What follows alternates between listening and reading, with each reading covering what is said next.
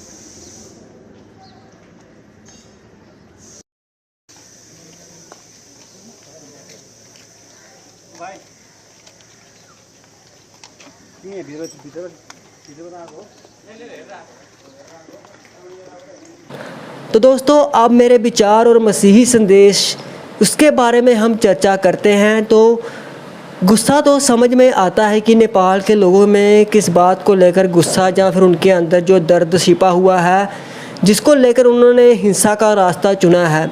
लेकिन ये हिंसा सब बातों का हल नहीं है, क्योंकि प्रभु यीशु मसीह ने हमें सिखाया है कि नफ़रत के बीच प्यार बो और अंधेरे में रोशनी बनो। हालांकि कभी कभी जस्टिस के लिए आवाज़ भी उठानी चाहिए, लेकिन हिंसा के द्वारा नहीं, अहिंसा के द्वारा। और अगर किसी देश में बदलाव चाहिए तो मिलकर सही तरीके से आवाज़ उठानी चाहिए। ऐसे तोड़ फोड़ करके या फिर चीज़ों को सामान को जलाकर सरकारी संपत्ति को नुकसान पहुंचाकर अपने ही देश को नुकसान होता है। और मेरी राय भी यही है कि आज का तूफ़ान कल की सुबह भी ला सकता है।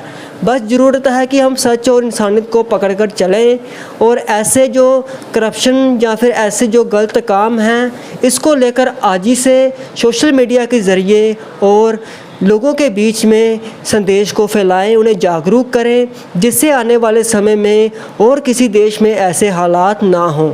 बाकी दोस्तों, आपका इसके बारे में क्या कहना है, आप हमें कमेंट सेक्शन में ज़रूर बताएं।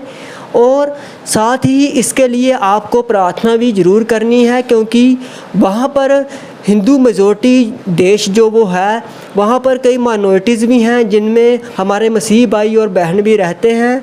तो आप सभी उनके लिए प्रार्थना ज़रूर करना और इन मेजॉरिटी के लिए भी प्रार्थना करना जो दंगे और हिंसे वहाँ पर करते हुए नज़र आ रहे हैं, कि वहाँ के हालात सुधर जाएं और परमेश्वर आप सभी प्रार्थना करने वालों को ढेर सारी आशीषें दे। जय मसीह की। उसमें शामिल हो रहा हूं,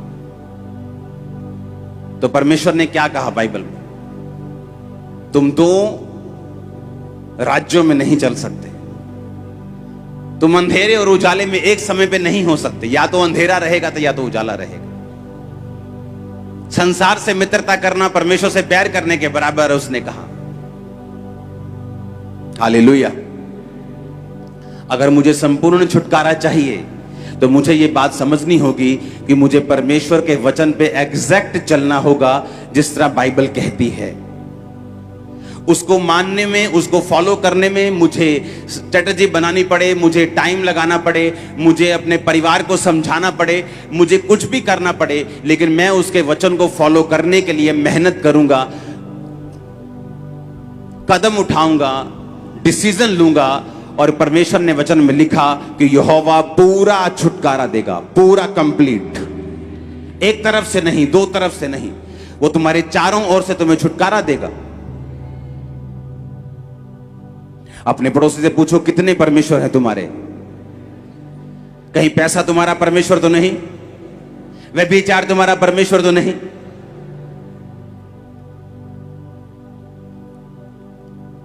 हालेलुया। उसने कहा, तुमने उस मिट्टी की मूरत को बनाया और खुद ही बना के खुद ही पूज लिया, और जिस परमेश्वर ने तुम्हें बनाया उसे तुम भूल गए।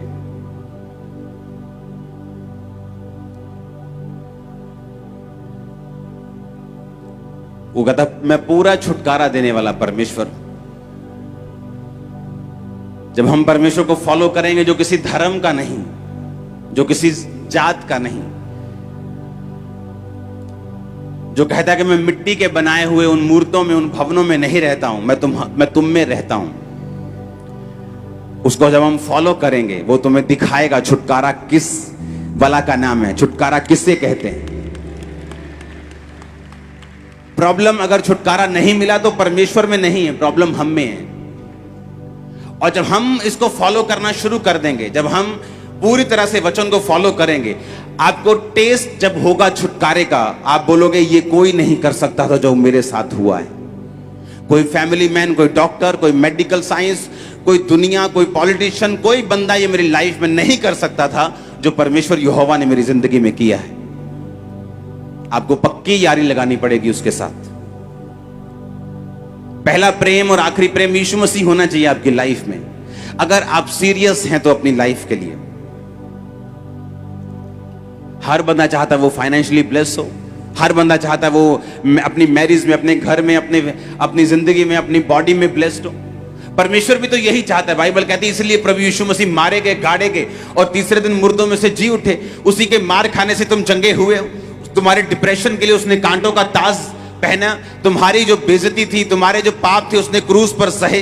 वो दूसरी आम मौत भी ले सकता, कोई तलवार से यीशु मसीह को मार जाता, डेथ हो जाती 5 मिनट में, ऐसा भी हो। बाइबल कहती है उसने जानबूझकर मृत्यु को, क्रूस की मृत्यु को सहा, क्योंकि वचन पूरा होना था कि जो काठ पर, लकड़ी पर लटकाया जाता है वो श्रापित होगा।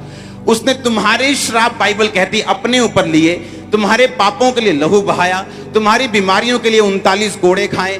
और आज जब हम विश्वास करते हैं कि परमेश्वर तू मेरा उद्धार करता है, तू ही मेरा परमेश्वर है, वो शर्मिंदगी जो यीशु मसीह ने उठाई हमारी खत्म हो जाती है, क्योंकि हम बिलीव करते हैं कि मेरी परमेश्वर उठा चुका है, आज से मैं शर्मिंदा नहीं रहूंगा। आप मेरी बात समझ रहे कि नहीं? फिर हम बिलीव करते हैं कि यीशु मसीह तो आप मेरे उद्धार करते हैं, आप मेरे परमेश्वर हैं। आप नहीं कहते तुम ही मेरा डैडी है, तुम ही मेरा डैडी है, तुम ही मेरा डैडी है, तुम इतने डैडी नहीं हो सकते। डैडी एक ही है, तो परमेश्वर भी एक ही है। जब आप कहते हैं कि परमेश्वर यीशु मसीह मैं बपतिस्मा लेता हूं, तू मेरा उद्धार करता है, दैट्स इट। उस दिन आप और परमेश्वर, तीसरा कोई नहीं, कोई मासी नहीं, कोई फुफ्फड़ नहीं, कोई नहीं, फिर तीसरा कोई परमेश्वर और नहीं। आप चाहते हैं मैं आपके साथ ईमानदार रहूं, आप चाहते हैं कि मैं आपको वो वचन दूं जो आपको छुटकारा दे, तो इसको फॉलो करना जो मैंने आपको बोला है। हमें किसी से नफरत नहीं, लेकिन हम वो फॉलो करेंगे जो बाइबल कहती है। आमीन। जो वचन में लिखा हुआ, जो वचन कहता है हमें फॉलो करना है, दैट्स इट। उसने कहा मैं पूरा छुटकारा देने वाला परमेश्वर हूं।